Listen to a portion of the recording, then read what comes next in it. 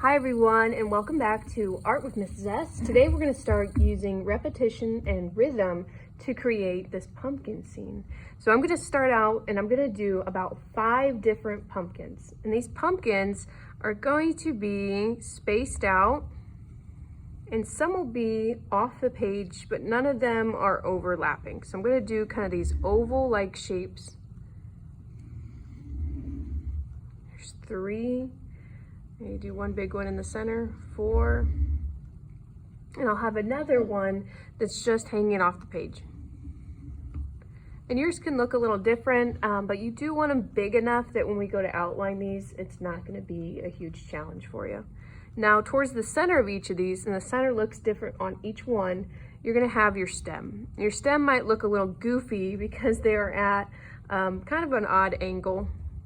So it can look just like a rectangle or square, or if it's right on top, maybe it's more of a circle. I can't quite see the center of my 5th one. Now from that stem or that center point of each of my pumpkins, I'm going to make these curved lines go all the way to the edge of my paper. And they do not have to be perfectly even at all. I'm going to do about 5. It's going to look kind of like a beach ball. 4, 5. This one's kind of straight on, so it's a little less curved. I'm not going to see all of them on that one because it's going to go off the paper.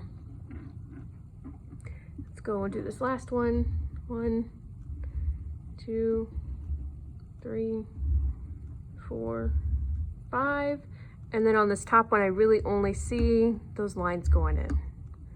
So I have my 5 pumpkins. They look a little strange, they look a little odd. I'm going to start adding in things that are going to look a little more like a pumpkin, such as some leaves that they're sitting on, and then the vines that might connect them. So my leaves are going to look just like this, like a football shape. Maybe some lines. Now, because we're going to outline these using black glue, you do not want a ton of detail. Usually I say add your details, make these little designs. Do not do that in this case. You don't have to put leaves on every single one. Kind of do what works for you best. And then you can connect some of these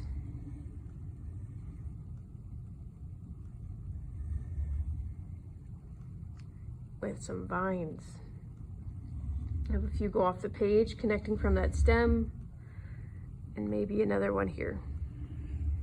I'm doing a double wide vine. There you go. And of course, yours can look a little different than mine. It doesn't have to copy mine exactly, but I want to make sure I leave enough space and make it so there's not too much detail. So when I go to outline this with black glue and when I color in with those chalk pastels, I have space. I can't wait to outline these and finish coloring these with you. Thanks for joining me today.